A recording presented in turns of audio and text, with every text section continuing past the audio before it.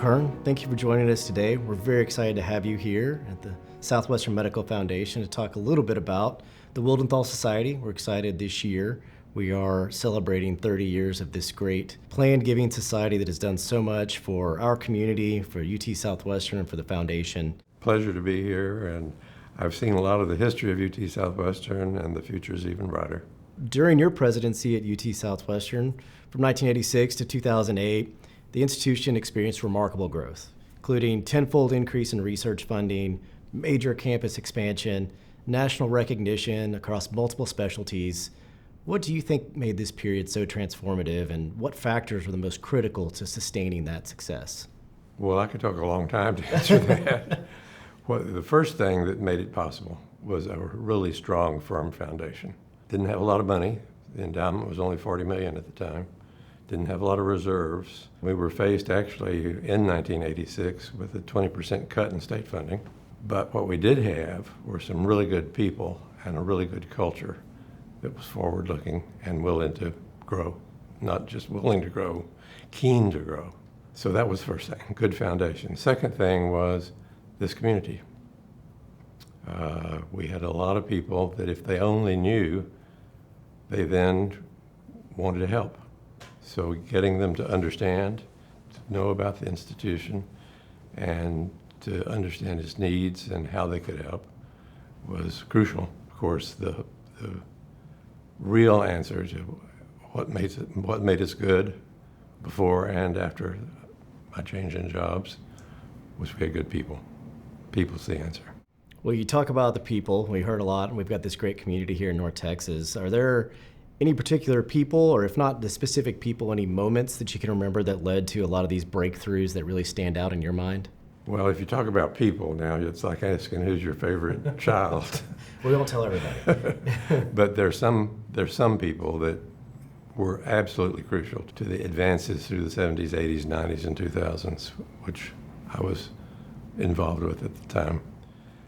Don Selden is a name that is mentioned every time anybody talks about UT Southwestern, and deservedly. He set the intellectual tone, he set the culture. He was a master at recruiting and retaining people. So he has to be mentioned right up there at the top during that period.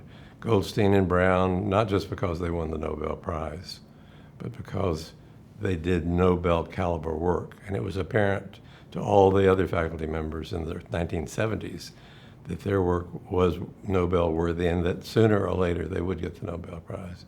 It happened to come in 1985. But the quality and tone they had set through their research and the people they were recruiting, even before the Nobel Prize, was really important. After the Nobel Prize, it became even more so. There was Al Gilman, who was recruited in 1980, won his Nobel Prize in, I think it was 1993. He recruited the best pharmacology department in the country, in the world. Then there were other people like Willis Madry, who was recruited to help us jumpstart a clinical program. We had no clinical program other than Parkland Hospital and Children's Hospital in 1986. There were plans to build a university hospital, which was Zale Lipsky, but there was no history of taking care of referred patients. So Willis Madry was recruited to guide that effort. And the hospital was built, and it grew so much that we acquired St. Paul as well, and it continued to grow and still is growing and growing. There's so many people.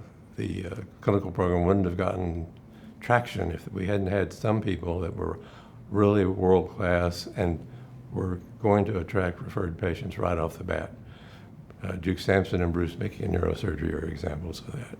And then there were people who were responsible for good relationship with the community and good relationships and good customer service with patients. Cindy Bassel, who was the vice president for external affairs at the time, was totally important in that.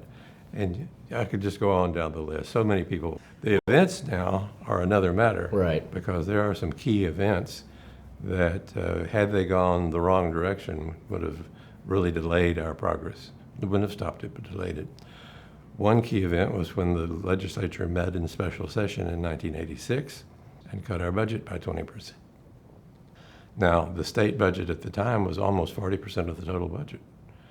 And there was not much reserve and only $40 million in endowments, which was spinning off $2 million a year, a very important $2 million, but not enough to replace the state by any means.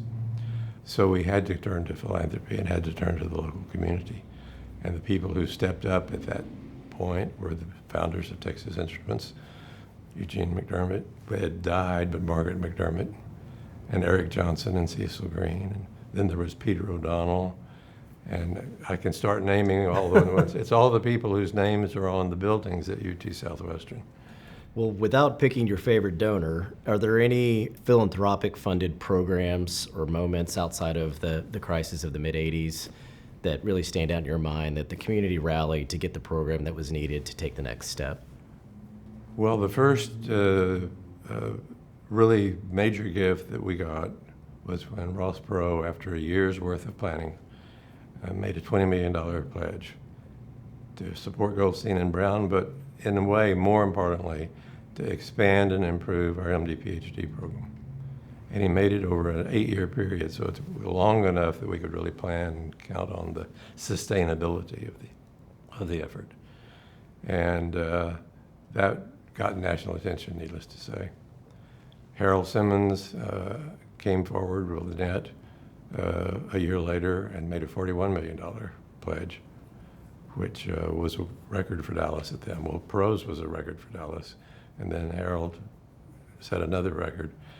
And subsequently, during that period, figures approaching $100 million and more came from Peter O'Donnell and from Nancy Hammond and her foundation and from Tex Moncrief in Fort Worth. And again, I'm going to overlook somebody, and I apologize for that. But sometimes it was support that was not so much in money, but as validation. Sure. People like Ralph Rogers, who had been chairman of the board of Parkland Hospital, really encouraged the community to get behind the clinical enhancement effort that started with Sale Lipsky.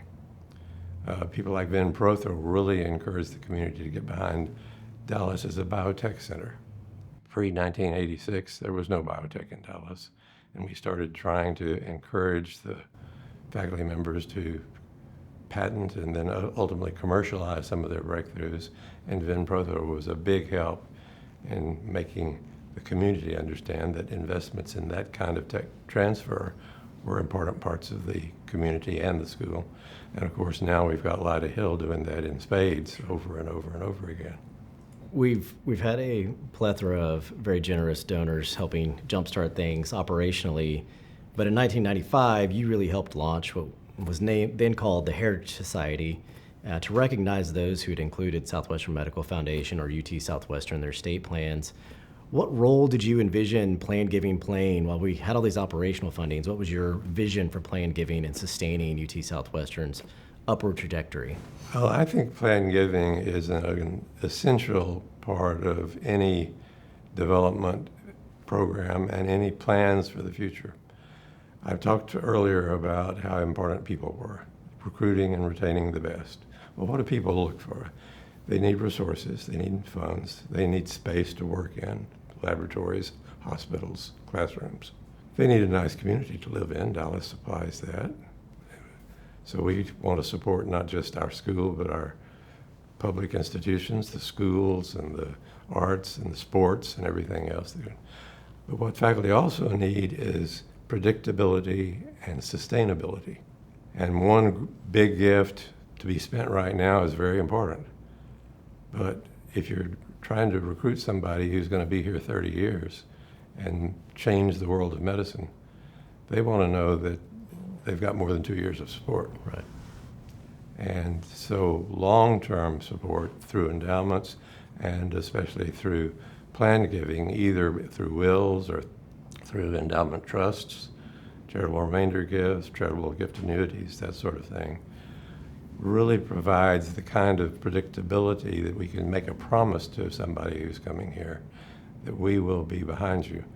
And it's not just an empty promise, because we can point to the multiple times that it's been fulfilled.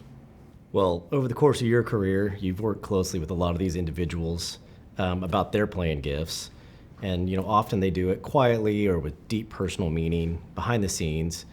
Given your experiences with these individuals and these families, What have these conversations taught you about legacy, values, things that people want to leave behind? Well, I think almost everybody wants to make a difference. They want to make a difference in their work and their family and their community. The difference that they make to not be transient. They want it to be long-lasting. And I think almost everybody would like to think that what the difference they made was beyond their death as well.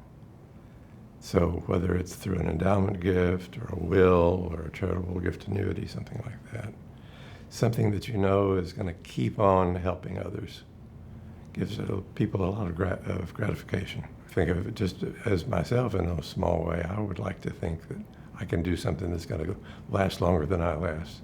I'm sure the same is true for you. And I haven't yet talked to anybody that that's not true for.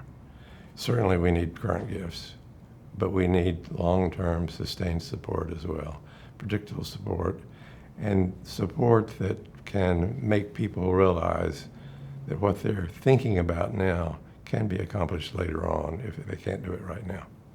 Well, as we look at today's medical challenges and the opportunities that are there for philanthropy, where do you see the greatest potential? That could be operational giving and or legacy giving to make a difference in our landscape in North Texas. Well, North Texas is growing leaps and bounds, as you well know, and I see no reason why it won't continue to do so. Tremendous amount of growth, tremendous amount of increase in wealth, tremendous amount of community pride. What we want to do is have the best community anywhere. And by community, I don't mean just the city of Dallas. I mean the broader community of DFW in North Texas. Somehow we've got to explain and encourage and help people understand that one way they can make a difference and really make this community better is through donations to medicine. I mentioned earlier that in recruiting, we need a good community, we need space, we need funds, and so forth. That community also needs good health care, needs good workforce training, and that's what Southwestern provides, as well as the community helping us. Southwestern helps the community. Something for pride, yes, we like to brag that we got lots of Nobel Prize winners. But more than that, it's a place where if you're sick, you know where you can go. And as the population expands, more and more really first-rate doctors are going to get trained here at UT Southwestern in Dallas and stay in Dallas. The new breakthroughs in medicine are going to come from research, and we want that research to occur in Dallas too. Well, here we are about to celebrate the 30th anniversary of what was the Heritage Society, which is now the Wildenthal Society. What would you say to someone who's maybe just now considering a legacy gift or an estate gift, someone who believes in the mission and understands the importance of UT Southwestern and the medical community, but hasn't quite taken that next step to make it official? Well, I think what I would say to myself or to family or to friends or to strangers, if you want to make a difference in the long term. Do what you can now, but think about the long-term ability to make a difference through your estate, through endowments, through your will. There are tax advantages to it. There are feel-good advantages to it.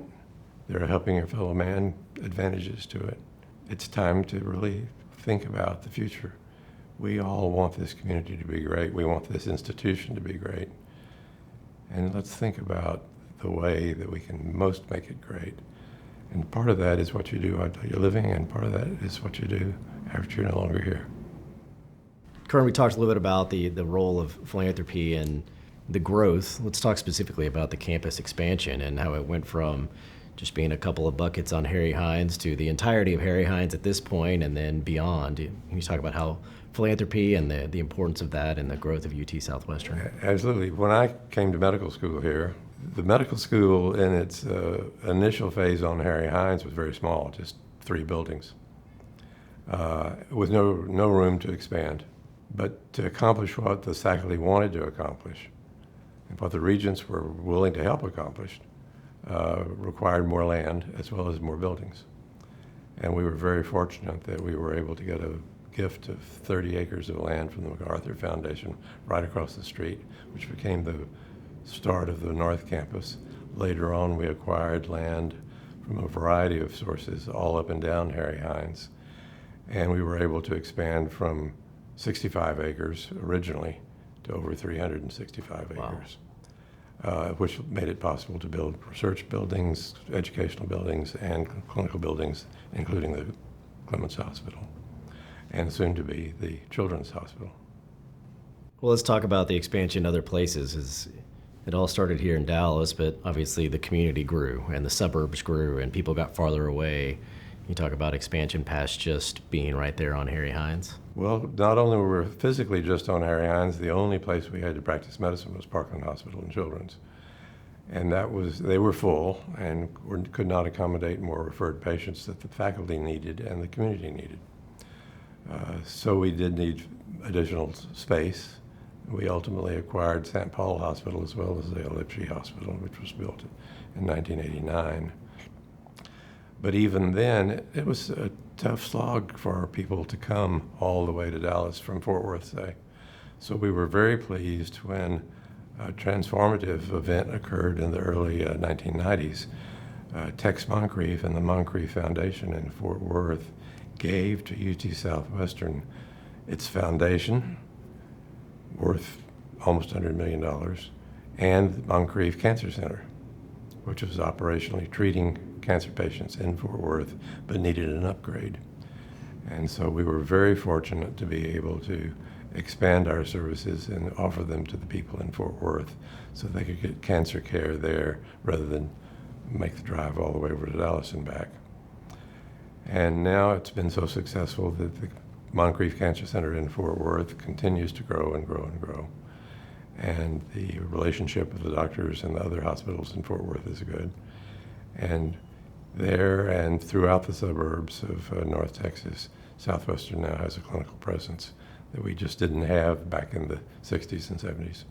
Well, as you look at UT Southwestern and how it's grown over the last 80 plus years, let's look to the future. What do you see are the most exciting things on the horizon in medicine here and anywhere else around the globe? As gratifying as the past has been in terms of medical advances in the world, and specifically at UT Southwestern, even more exciting are the advances that I think are certain to come in the future. And UT Southwestern is going to be a crucial part of that for Texas, for the world. We've had an upward trajectory starting in the 40s when there were just shacks, then when there were 3 little buildings on Harry Hines, then when we acquired more land and more buildings on the North Campus and the West Campus and the East Campus, and in Fort Worth and in suburbs. But that's just the start. The number of discoveries, the number of patients we'll be able to care for, the number of doctors who will be taking care of this ever-expanding population in North Texas. There's no end to it. And just as I was lucky enough in 1986 when I became president to have a very good foundation to build upon, the foundation is even better now. And the future is even brighter now. Dallas will be the home of many, many new discoveries, many, many lives saved, lots of commercial development, the rock that keeps Dallas at the forefront of great cities.